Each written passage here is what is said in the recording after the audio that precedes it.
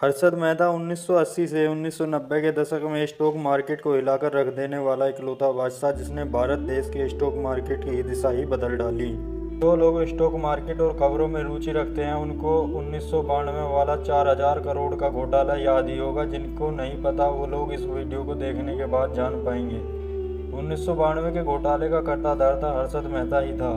हर्षद मेहता ने share market में घोटाला कैसे किया, उसका बचपन कैसे बीता, हर्षद मेहता की मृत्यु कैसे हुई, वो सब आज के इस वीडियो में हम आपको बताने वाले हैं। तो गाइस वीडियो को एंड तक जरूर देखें। अगर आप भी हमारे चैनल पर पहली बार आए हैं तो चैनल को सब्सक्राइब करें, वीडियो को लाइक करें। तो चलिए शुरू करते हैं।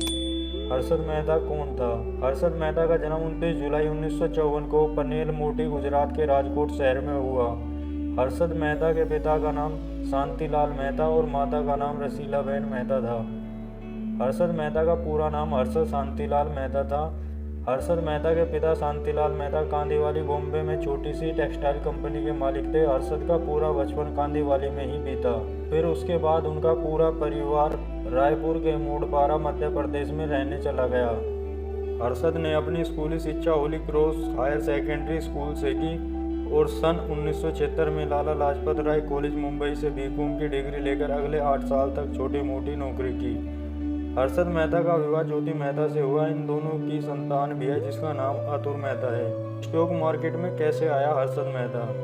दलाल स्ट्रीट ये नाम पड़ा यहाँ होने वाले सबसे पुराने बिजनेस की वजह से। ये वो बिजनेस था। दलाली एक ऐसी सड़क जहाँ दुनिया के ईमान को बदलने वाली ताकत यानी पैसे का राज चलता है। पर यह सड़क ईमानदारी के अनलिखे कायदों पर चलता है। यहाँ मुनाफा भी है और नुकसान भी। स्टॉक मार्केट में मेहता की एंट्री तब हुई जब उसने the new year India insurance company में नौकरी शुरू की।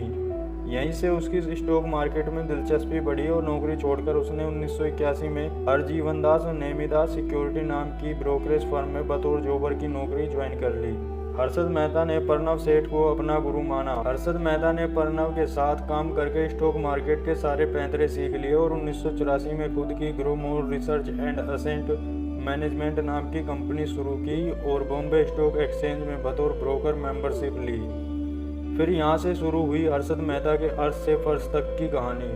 हर्षद स्टॉक मार्केट का बेताज बादशाह और स्टॉक मार्केट का अमिताभ बच्चन बिग बुल के नाम से जाना जाने लगा। 1990 तक Harshad Mehta Indian stock market का बड़ा नाम बन चुका था। कहा जाता है कि हर्षद मेहता जिस चीज़ को छू देता वो सोना बन जाता। हर्षद मेहता ने शेयर बाजार में घोटाला कैसे किया? 1990 के दशक में हर्षद मेहता की कंपनी में बड़े इन्वेस्टर पैसा लगाने लगे थे, मगर जिस वजह से हर्षद मेहता का नाम स्टॉक मार्केट में छाया वो एसीसी कंपनी यानी associated cemented company. Harshad Mehta ने एसीसी में पैसा लगाना शुरू किया।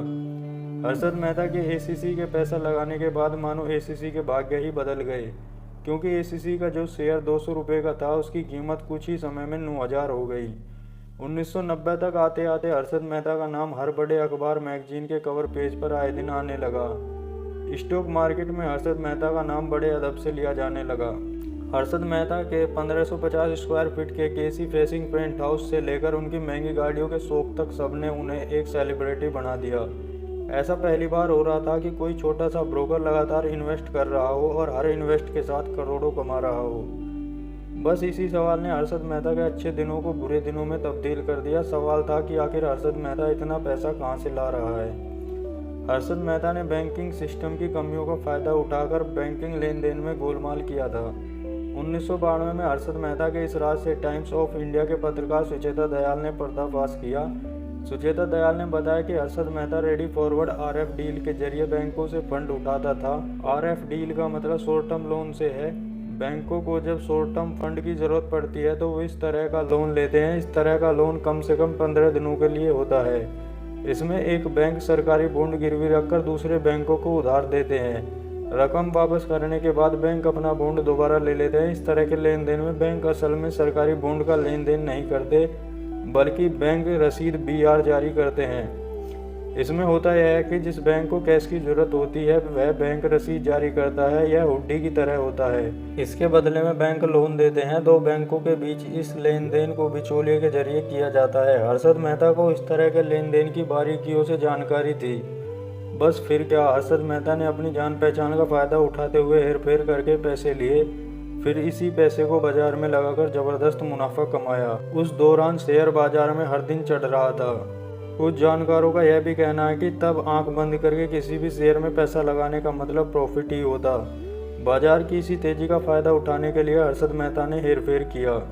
हालांकि इन सब के बावजूद हर्षद मेहता का मन नहीं माना। वो अखबारों में एडवाइजरी कॉलम्स लिखने लगा कि आप इस कंपनी में इन्वेस्ट करें, आपको फ़ायदा होगा। बाद में पता चला कि मेहता सिर्फ उसी कंपनी में पैसा लगाने की एडवाइस देता जिसमें उसका खुद का पैसा लगा होता। हर्षद मेहता बाजार में ज़्यादा से ज़्यादा पैसा लगाकर मुनाफा कमाना चाहता था, जिसके बाद उसने जाली बैंकिंग रसीद जारी करवाई। इसके लिए उसने दो छोटे छोटे बैंकों को हथियार बनाया, बैंक ऑफ कराड़ और metropolitan cooperative bank. Harshad Mehta ने बैंक में अपनी अच्छी जान पहचान का फायदा उठाकर बैंक रसीद जारी करवाई। इन्हीं रसीद के बदले बैंक से पैसे उठाकर वह शेयर बाजार में लगाता, जिससे वह इंट्राडे में प्रॉफिट कमाकर बैंकों को उनका पैसा लौटा देता। जब तक शेयर बाजार चढ़ता रहा किसी को इसकी भनक नहीं पड़ी, लेकिन बाजार में गिरावट के बाद जब वह बैंकों का पैसा 15 दिन के भीतर नहीं लौटाया, उसकी पोल खुल गई।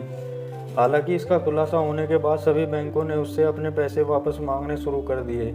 खुलासा होने के बाद मेहता के ऊपर 72 क्रिमिनल चार्ज लगाए गए और सिविल केस फाइल हुआ।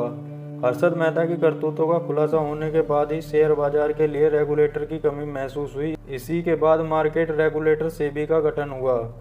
प्रधानमंत्री नरसिम्हा राव पर लगाया घूस लेने का आरोप। हर्षद मेहता ने 1993 में पूर्व प्रधानमंत्री और उस वक्त कांग्रेस के अध्यक्ष पीवी नरसिम्हा राव पर केस से बचने के लिए 1 करोड़ रिश्वत लेने का आरोप लगाया था। उसने दावा किया कि पीएम को उसने एक सूटकेस में रिश्वत की रकम दी थी।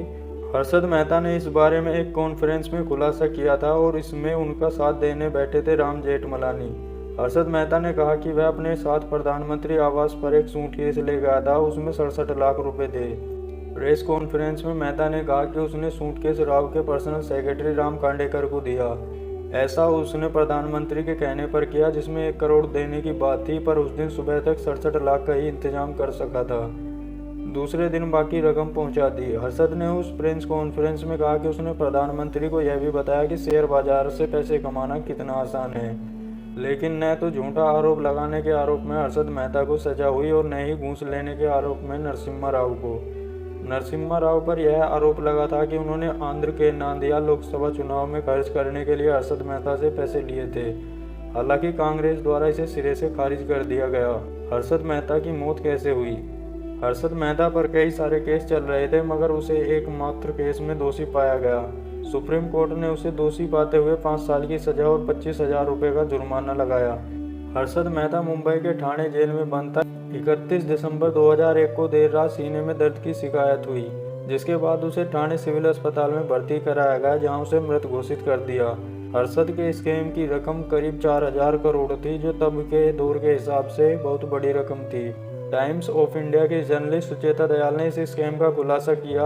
बाद में उन्होंने और देवाशीष बासु ने मिलकर इस पर द स्कैम नाम की किताब भी लिखी थी। इस किताब पर आधारित एक वेब सीरीज भी बनी है। इसके अलावा बिग बुल नाम से बॉलीवुड में एक फिल्म हर्षद मेहता के जीवन पर बनी और इसमें हर्षद मेहता का किरदार अभिषेक बच्चन ने निभाया। तो गाइस, कैसी लगी आपको ये वीडियो कमेंट करके ज़रूर बताएं। अगर आपको भी ये वीडियो पसंद आई हो तो वीडियो को लाइक करें, चैनल को सब्सक्राइब करें। Thanks for watch video guys.